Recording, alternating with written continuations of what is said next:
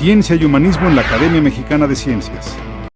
A este simposio, la matemática está en todas partes.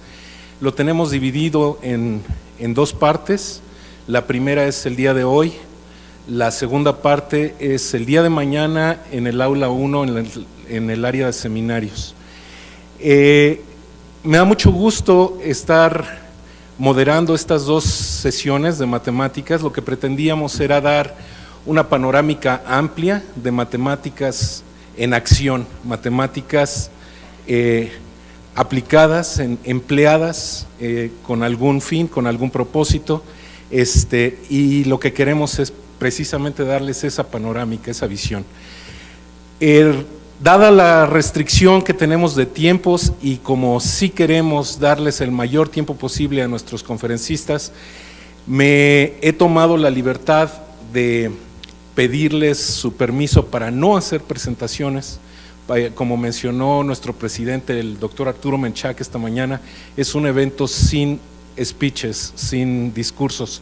Entonces vamos a seguir con esa temática y entonces presentamos al primer ponente. Damas y caballeros, con ustedes el doctor Michael Porter.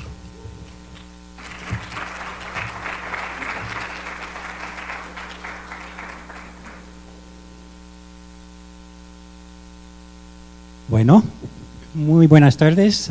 Quiero dar las gracias a Adolfo y muchas felicidades por habernos convocado en esta corta reunión y espero que cumpla con los propósitos de darles un panorama de diferentes formas en que las matemáticas influyen en nuestra vida. Entonces, hoy el tema son los mapas. No tengo tiempo para presentarles mapas muy interesantes de los babilonios, sumerios, egipcios, chinos, etcétera, pero desde la remota antigüedad, los pueblos del mundo han dependido de los mapas para conocer mejor sus territorios, viajar, comercio, guerra, todas estas actividades. Y es muy importante que los mapas tengan las características apropiadas, deben parecerse de alguna manera a la cosa que están representando. Entonces los mapas tienen lo que podemos llamar los detalles locales, que cada detallito, si se ve en lo pequeño, aparte de la forma global, que ambas partes van a tener algo que ver en lo que comentamos esta tarde. Ahora, los mapas pueden ser en diferentes escalas. Hay mapas de los chips, los microchips de las computadoras y de las moléculas que forman esos microchips, así como hay mapas de las galaxias o mapas tan grandes del universo que cada puntito es una galaxia. Hoy vamos a hablar algo en el plano medio, que es la superficie del cerebro humano, que también es un mundo en sí. Ahora, un mapa debe parecerse a la cosa que representa. ¿Qué quiere decir parecerse? Pues lo primero que se nos ocurre es que la distancia entre dos puntos del mapa debe ser proporcional a la distancia entre los dos puntos correspondientes del terreno que representa. Sin embargo, eso por lo general es imposible, probablemente la mayoría de ustedes lo saben, pero un ejemplo, en una esfera, si hubiese un mapa isométrico que conserve distancias, entonces un círculo sobre la superficie de esta esfera tendría que corresponder a un círculo en el mapa. Eso es muy fácil de ver. ¿Por qué? Pues un círculo son los puntos que forman una distancia dada de un punto dado. Entonces aquí está el centro y esa distancia es el radio. ¿Cuál sería el radio de este círculo? Pues podemos ver aquí que el radio es alguna línea que penetra dentro de la esfera hacia el eje. Pero en el mapa el radio tiene que tener una longitud que es sobre la esfera. La circunferencia de un círculo es 2π veces el radio y no puede ser al mismo tiempo 2 veces dos números diferentes. Entonces es imposible hacer una mapa escala de la Tierra o de casi cualquier superficie que queramos estudiar. Si es imposible hacer mapas isométricas, ¿qué hacemos? Pues sacrificamos alguna propiedad, pero tratamos de quedar con otra propiedad y voy a hablar de la conservación de los ángulos. Un mapa que respeta ángulos se llama un mapa conforme, o sea, no es que yo esté conforme contigo y tú estés conforme conmigo, sino es el nombre que se da al concepto de que para cualquier par de curvas en el terreno original que se intersecten en cualquier ángulo, el mapa les haga corresponder a dos curvas que forman el mismo ángulo. Si esto se hace para todas las curvas que se intersectan, se llama una transformación conforme o un mapa conforme. ¿Claro? Entonces, los mapas conformes tienen su importancia, pero antes de comentarlo, quiero mencionar que no cualquier correspondencia que hagamos sería conforme. Un estiramiento horizontal de un cuadrado hacia un rectángulo no es conforme. Se puede ver 90 grados entre las dos diagonales y ya no son 90 grados después del estiramiento. Entonces, no cualquier fórmula o correspondencia que uno haga será una transformación conforme. Recordemos este estiramiento de rectángulos que vamos a mencionarlo después. Entonces, vamos ahora al problema.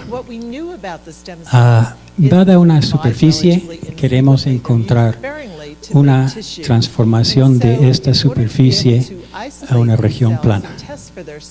¿Cómo se puede hacer? Bueno,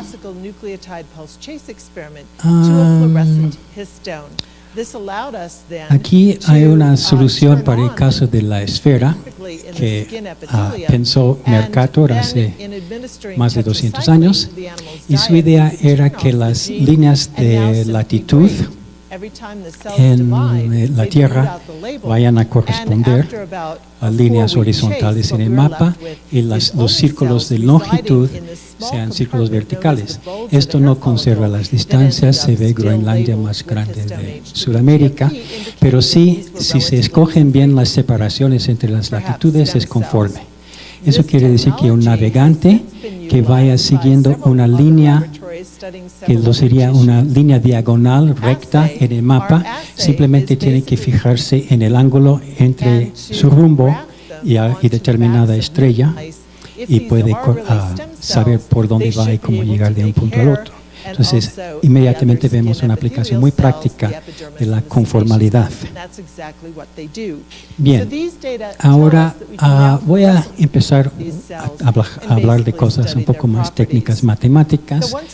Una de las transformaciones conformes y más sencillas es de un disco a sí mismo, quizás un disco de radio 1, y el título de la plática empezaba con la variable compleja, entonces tenemos que hablar de los números complejos.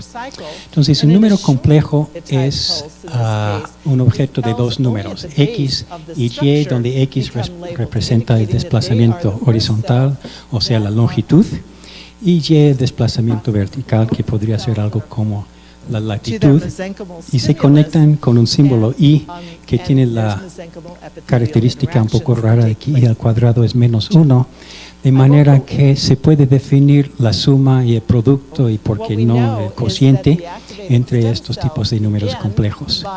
Hay un conjugado con la barra Rita, que es cambiar el desplazamiento vertical en el otro sentido. Con esos podemos escribir fórmulas algebraicas, y voy a introducir lo que se llama una transformación de Möbius, que se obtiene tomando dos números fijos, a y b, y la z se multiplica por a y también por el conjugado de b, se suma respectivamente b y lo de a se divide y se obtiene otro número complejo. Cuando se hace todo esto para a y b fijos, y si se escogen apropiadamente, se obtiene una transformación que manda cualquier z en el disco a un w también en el disco, y tiene la propiedad de que se puede escoger, por ejemplo, aquí el 0 se manda a b entre a barra, etcétera, etcétera.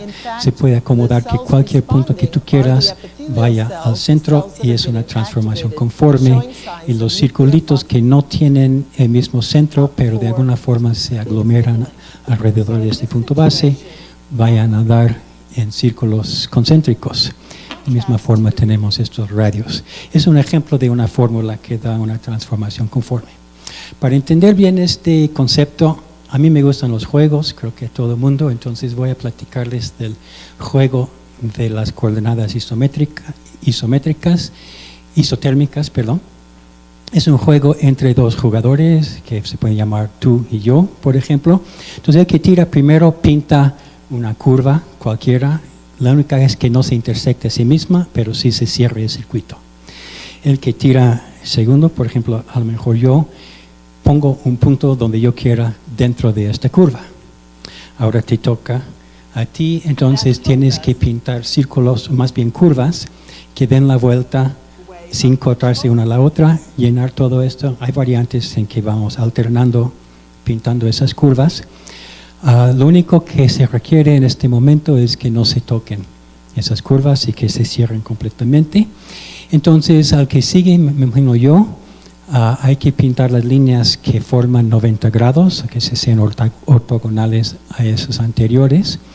Y ahora, si se hace todo bien, esto forma una definición de una correspondencia entre lo que estaba dentro del contorno original y el disco con círculos concéntricos y sus rayitos.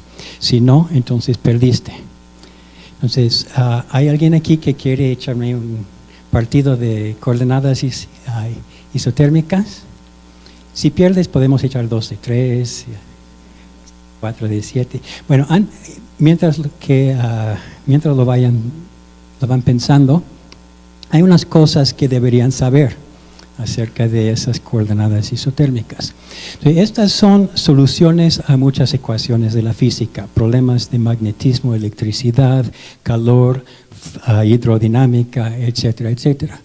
Y la transformación conforme que dan o la coordenada isotérmica es una cosa que es única una vez que la primera curva y el punto en medio están determinados. Por ejemplo, aquí la geometría de esta curva y el punto centro determina completamente el flujo. Ahora, estas coordenadas isotérmicas o las transformaciones conformes se obedecen a lo que se llama el fenómeno de amontonamiento, que si la frontera es muy complicada, estos rayos se acumulan mucho en una parte y se separan en otra parte. Por ejemplo, los radios de punto 1, punto 2, punto 9 en el círculo corresponden a lo que está pintado aquí.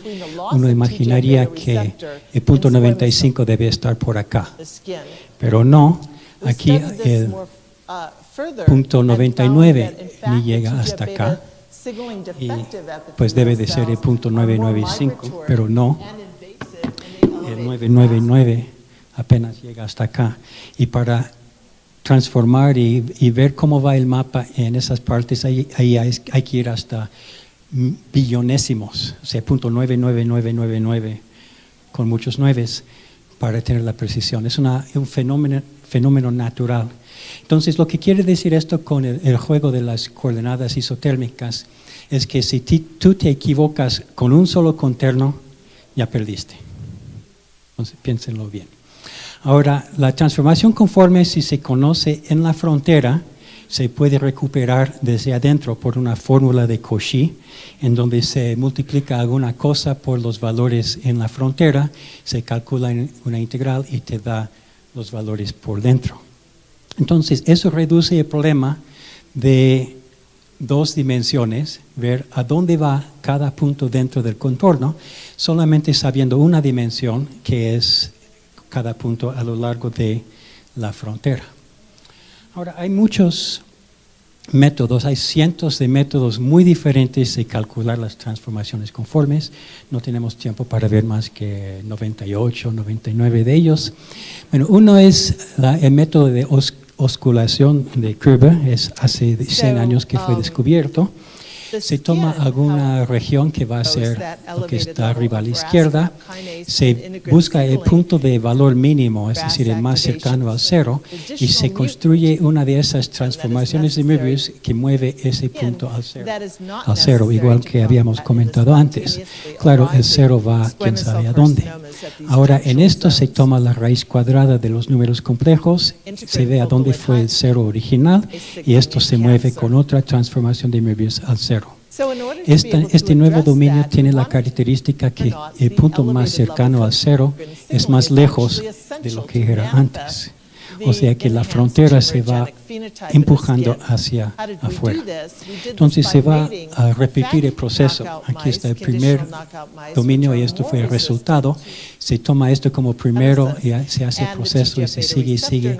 Y poco a poco va tendiendo a lo que es la correspondencia conforme que se puede hacer en computadora más o menos fácilmente. Otro método de transformación conforme de William Thurston es acerca de empacamientos de círculos. Tomamos el contorno original, le llenamos con un empacamiento de círculos en forma de panal de abeja. O sea, cada círculo tiene 6 vecinos a igual posición. Y se basa en la idea que hay una única manera de hacer los mismos círculos cambiando de tamaño, pero correspondiendo a los mismos vecinos para que llene un disco exacto. Entonces, aproximadamente cada punto va a corresponder al círculo en la otra figura. Y tiene la característica que si se toma una malla más fina, pues en el otro se toma una malla más fina también, y tomando círculos más y más y más pequeños, mallas más y más finas, va correspondiendo a la correspondencia que queremos. Muy bien, entonces esto es para regiones en el plano, pero queremos hacerlo con una región en 3 dimensiones. Si lo proyectamos, tenemos algo que no es conforme, pero se puede obtener algo conforme si se puede encontrar una correspondencia tampoco conforme que deshaga. Es decir, queremos que la función de abajo satisfaga algún tipo de ecuación que resuelva que el resultado neto sea una correspondencia conforme.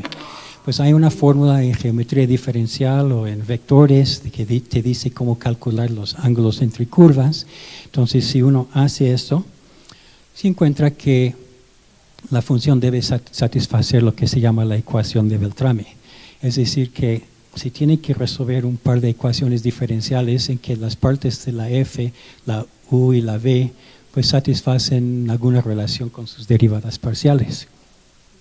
En números complejos se escribe de una forma tremendamente sencilla, que la parcial de f con respecto a z barra es alguna función mu con respecto a la parcial de f con respecto a z, donde la mu es algún número complejo que depende de la curva, la superficie original que se quiere proyectar. Entonces, resulta que eso tiene una relación íntima que no puedo explicar con detalle con los grupos fuchsianos y casi fuchsianos. Los grupos fuchsianos se describen en los dibujos de Escher, en donde hay una transformación de Möbius que envíe cualquier ángel a cualquier otro ángel y cualquier demonio a cualquier otro demonio. Pero estos son muy sencillos. Lo que tenemos que ver es que el círculo frontera es convertido en un fractal, entonces los ángeles y los demonios son de alguna forma deformados. Pero sigue habiendo transformaciones de Möbius que manda cualquier demonio en cualquier demonio, etc. Y deja invariante esta curva que si se ve bajo el microscopio todavía tiene curvas más y más y más complicadas. Necesitamos, para problemas que no puedo explicar ahorita por falta de tiempo, se necesita resolver la ecuación de Beltrame para funciones que respeten esos fractales y por lo tanto no tienen derivadas en todos los puntos.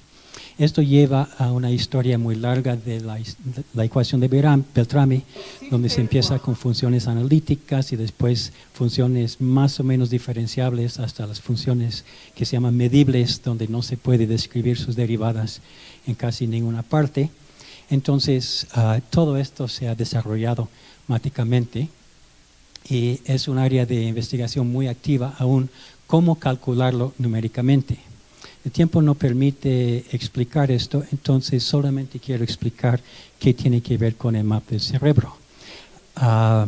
Los neurobiólogos hacen tomografías, radiografías, etcétera, identifican la parte del cerebro que quisieran conocer, quizás lo logran pues de algún proceso pasarla a un plano mediante pequeños triángulos, pequeños círculos o lo que sea. y hay alguna parte que se quiere estudiar, queremos saber si esta parte está lesionada, enferma, nació mal o si es normal. Entonces el problema es que no hay una distancia exacta porque pasar esto al plano tiene que deformar las distancias. Entonces, con una transformación conforme al disco, ya tenemos una coordenada esencialmente única. Si, digamos, aquí es la parte que nos interesa, entonces se aplica una transformación conforme que mande la parte que nos interesaba al centro. Esto entonces nos permite decir que la distancia entre una parte y otra parte es una cosa única, que no tiene ambigüedad. Si se hace en otra fecha, se hace en otro cerebro, se puede comparar uno con el otro y conocer qué quiere decir o no un cerebro normal. Hay mucho más que contar al respecto, pero el tiempo no lo permite, entonces termino con esto. Muchas gracias.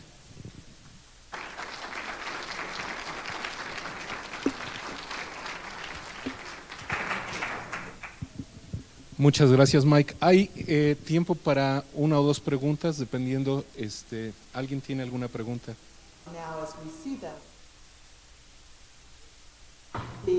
Sí, adelante.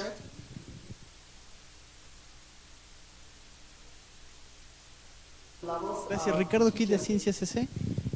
Saber si han explorado esto no nada más con los mapas del cerebro, sino para cosas como animaciones en 3D o ¿cuál de otros se me pasó ahorita por la mente? O sí, representaciones en 3D para video, por ejemplo.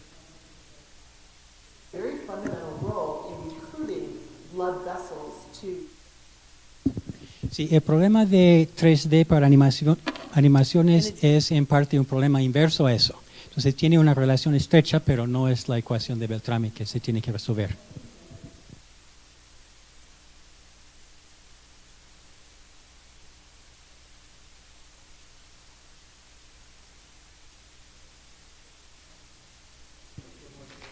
Gracias.